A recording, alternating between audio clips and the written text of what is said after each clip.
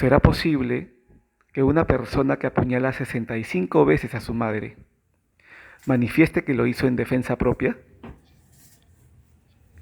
¿Qué puede llevar a una joven a realizar tan horrendo crimen? Mi nombre es Germán Pinillos y hoy hablaremos del caso Juliana Llamoja.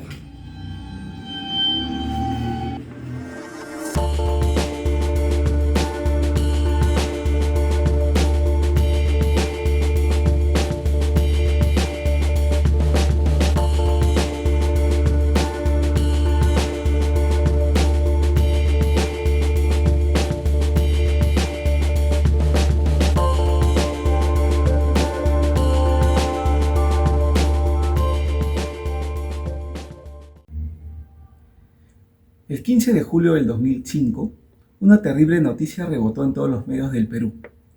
Una joven de apenas 18 años atacaba brutalmente a su madre al interior de su vivienda. Juliana Llamoja fue la autora del crimen de su propia madre, María del Carmen Hilares Martínez, de 47 años, propiciándole 65 puñaladas por todo el cuerpo, para luego esconderlo en el baño y limpiar la escena. Lo curioso de esto es que al llegar su hermano y darse cuenta de lo acontecido y cuestionarla, ella le dijo con total frialdad que había sido un suicidio. Momentos después, y delante de las autoridades policiales, cambió la versión, indicando que hubo un altercado y que actuó en defensa propia, y que ella no propició la muerte de su madre, sino que fue su propia madre quien se autolesionó. Solamente una mente psicótica es capaz de matar a alguien y yo no he matado a nadie. Según Juliana, no mató a su madre, solo se peleó con ella con un cuchillo en la mano. Y si escuchamos atentamente, deslizaba que su mamá tenía la culpa. O sea, no sé qué faltó. Algo funcionó mal. Si no es su carácter, fue algo, ¿me entiendes? De repente no estaba preparada para enfrentar la adolescencia de sus hijos. En un informe realizado por el alumno Leikili Quiroga de la Universidad Nacional Pedro Ruiz Gallo, se menciona que los peritos de criminalística Miguel Paredes y Saúl Takuda, que investigaron la escena del crimen, señalaron que hubo demasiada violencia y que las marcas dejadas en el rostro de la víctima evidenciaban que los cortes fueron infligidos con un poco de fuerza. De otro lado, las psicólogas Patricia Ruiz y María Lamas mencionaron que Llamoja era individualista, porque en su declaración dijo textualmente que si hubiese querido matar a mi mamá, no hubiese puesto en riesgo mi vida con un cuchillo. Finalmente, refirieron que Llamoja tiene una personalidad histriónica con rasgos disociales, lo cual indicaría que ella es inmadura, caprichosa, malhumorada y a veces inestable. Esto nos lleva a concluir que Juliana Llamoja sí tenía un trastorno mental, el cual, según el DSM-5, pertenece a los trastornos de personalidad del grupo B, denominado trastorno de personalidad histriónico, el cual se caracteriza por una necesidad marcada de atención por parte del entorno, superficialidad y variabilidad emocional. También por la menopausia. Se me sigue llegando mi libertad injustamente. O sea, esto es algo injusto. Yo tengo 18 años. He pasado un año de mi vida presa. ¿Qué me van a devolver ese año de mi vida? ¿Qué van a decir los jueces cuando me demuestren mi inocencia?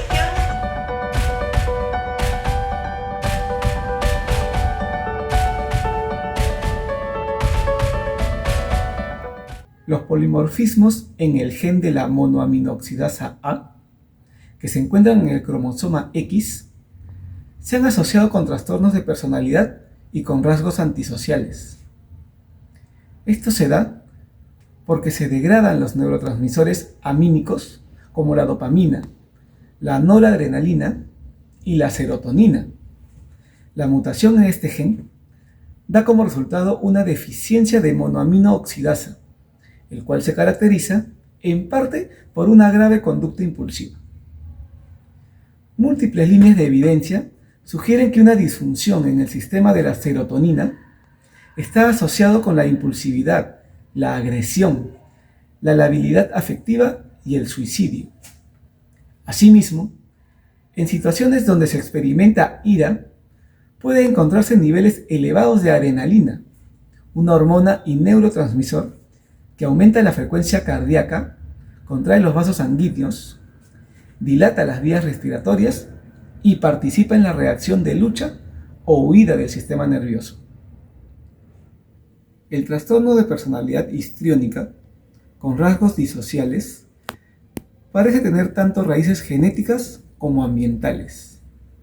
El psicólogo Thomas Bouchard Jr., en su artículo Genes, Evolución y Personalidad, menciona que los rasgos normales de personalidad han mostrado repetidamente estar influidos por factores genéticos, con estimaciones que van de un 30% a un 60% de heredabilidad aproximadamente.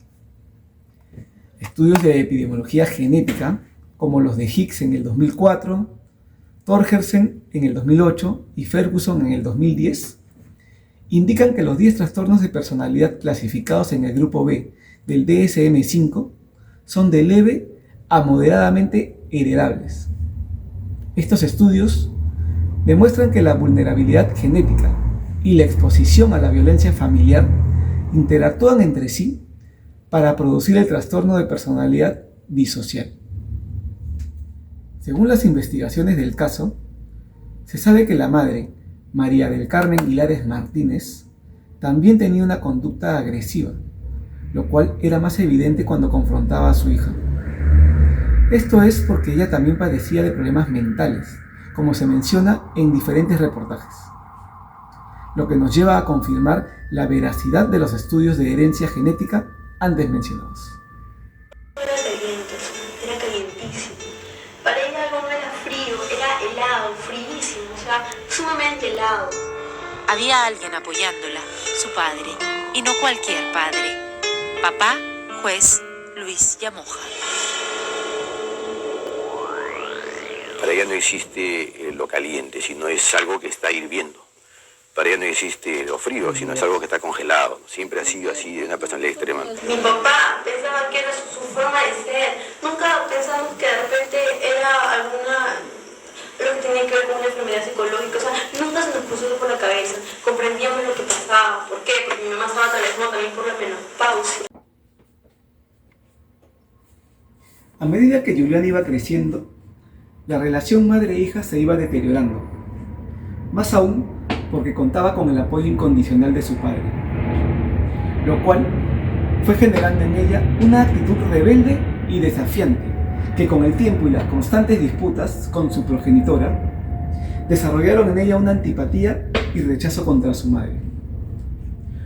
Por lo que se puede concluir que el entorno familiar en el cual creció Juliana fue un factor relevante para el desarrollo de su trastorno mental, el cual desencadenó el brutal ataque.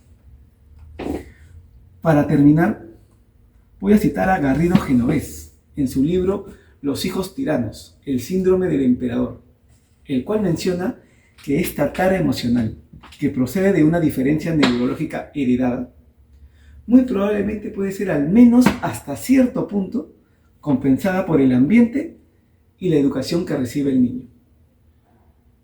Esto quiere decir que así una persona tenga la predisposición genética para desarrollar trastornos de conducta agresiva, mientras crezca en un ambiente familiar de armonía y tolerancia, esto no desencadenará en tragedias. Esto fue el caso Juliana Llamoja, presentado para el curso de Bases Biológicas del Comportamiento Humano. Mi nombre es Germán Augusto Pinillos Tamayo, estudiante de Psicología de la Universidad Privada del Norte. Y conmigo será hasta una próxima oportunidad. Muchas gracias.